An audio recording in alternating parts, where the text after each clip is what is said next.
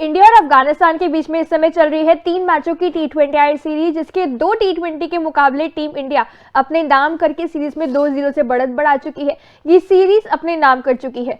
तीसरा और आखिरी T20I का मुकाबला इस सीरीज में अब होने वाला है 17 जनवरी को। और यहाँ पे जहाँ लोगों को खुशी है, रोहित विराट की वापसी हो चुकी है। हमने देखा दूसरे T20I में 2 खिलाड़ियों का पत्ता कटा, शुभमन गिल और तिलक वर्मा, लेकिन अब बारी है तीसरे T20I की और सवाल है कि टीम इंडिया लगातार मुकाबले जीत रही है, तो क्या तीसरे T20I में कोई बदलाव हो सकता है? देखा जाए तो वैसे टीम इंडिया जीत कर आ रही है, तो बदलाव जीती हुई टीम के हिसाब से नहीं होना चाहिए, लेकिन वही अब सीरीज अपने नाम कर चुकी है, तो बाकी खिलाड़ियों को भी आजमाने का मौका मिलना चाहिए। ऐसे में एक नाम है जिनको अभी तक मौका नहीं मिला है, जिनके फैंस काफी ज्यादा परेशान हो रहे हैं, सोशल मीडिया पर लगातार ट्वीट कर रहे हैं, तो आई गेस एक नाम है जो बहुत चर्चाओं में है, वो है विकेटकीपर बल्लेबाज संजू सैमसन का। और उम्मीद है कि तीसरे T20I में शायद उन्हें मौका मिल जाए। बिल्कुल, क्योंकि खबरें ऐसी ही आ रही हैं कि संजू सैमसन को एक बार ट्राई किया जा सकता है, क्योंकि अभी ODI में जब हमने देखा साउथ अफ्रीका के खिलाफ उन्होंने अपना पहला मतलब इंटरनेशनल शतक लगाया था, वहां पे उसके बाद से फिर वो डायरेक्ट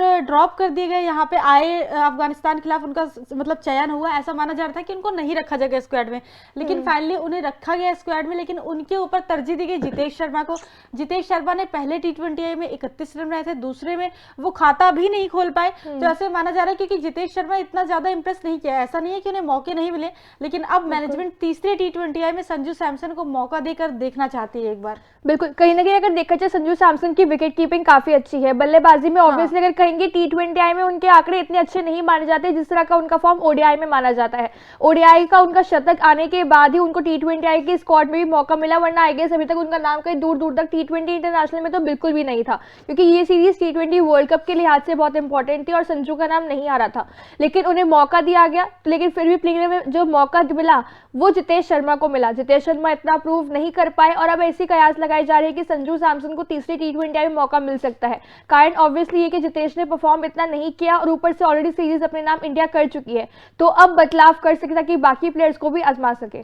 बिल्कुल, थोड़ा सा गेम टाइम आप संजू सैमसन को दे सकते हैं T20 में, क्योंकि काफी टाइम हो गया T20I उन्होंने नहीं खेला है। ODI में हालांकि आपने मौका दिया था, उन्होंने मौके पे चौका लगाया भी, लेकिन एक बार T20I में आप उनसे विकेट कीपिंग करवा के देखिए। और सबसे बड़ी बात यह है कि जितेश शर्मा का क्या है कि वो नंबर मतलब कि देखा जाए तो विकेट कीपिंग करते हैं तो अपना नंबर 5 पे आके वो खेलते हैं, लेकिन संजू सैमसन के साथ आपको एक फ्लेक्सिबिलिटी मिलती है कि वो टॉप ऑर्डर से लेकर मिडिल ऑर्डर तक नंबर 5 तक वो बल्लेबाजी कर सकते हैं। एक ये एडवांटेज आपको संजू सैमसन के साथ मिलता है।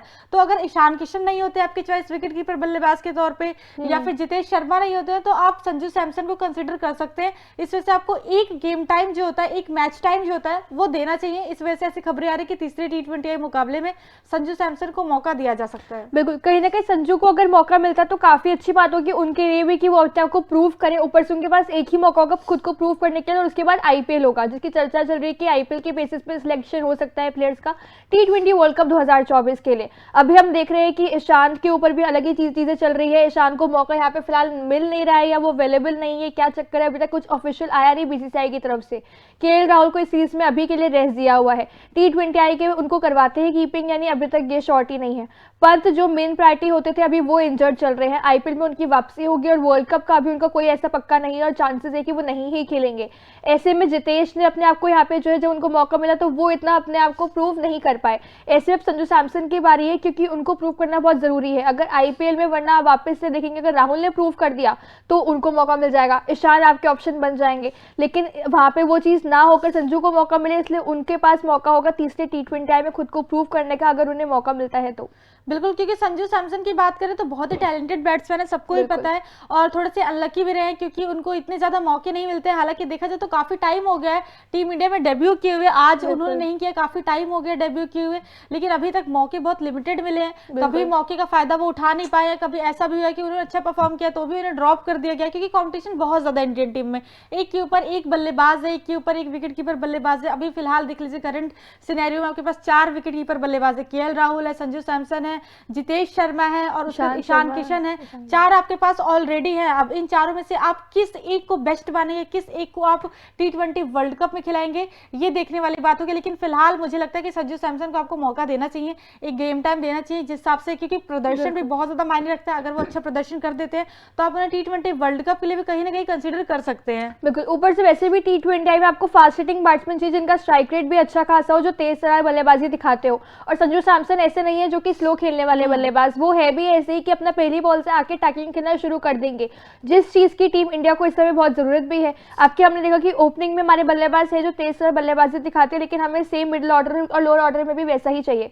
शिवम दुबे वैसे दिखा रहे हैं, रिंकू ऑब्वियसली वैसे ही दिखाते हैं, जितेश शर्मा प्रूव नहीं कर पा रहे, वरना जब वो चलते तो उनका भी है थोड़ा बहुत की हिटिंग करते हैं, लेकिन इन दो मैचेस जो उनके लिए बहुत इंपॉर्टेंट थे वहां पर वो खुद को प्रूव नहीं कर पा रहे। तो मुझे लगता है कि उस हिसाब से संजू सैमसन को एक मौका मिलना चाहिए कि यहाँ पर वो बल्लेबाजी दिखाए और अपनी विकेट कीपिंग की स्किल्स भी कमाल के दिखाए। लेकिन वही होगा कि एक ही ये मौका होगा इंटरनेशनल का T20 में, जिसके लिए उनको प्रूव करना होगा, अगर उनके मन में इच्छा है कि वो T20 वर्ल्ड कप 2024 खेलना चाहते हैं तो। क्योंकि देखिए ओडीआई में आपने तो उन्हें मौका दिया नहीं, जिसमें ओडीआई में उनके रिकॉर्ड्स अच्छे थे, लेकिन अगर आप उनको T20 के लिए कंसीडर करना चाहते हैं तो आपको तीसरे मुकाबले में उन्हें मौका देना ही होगा।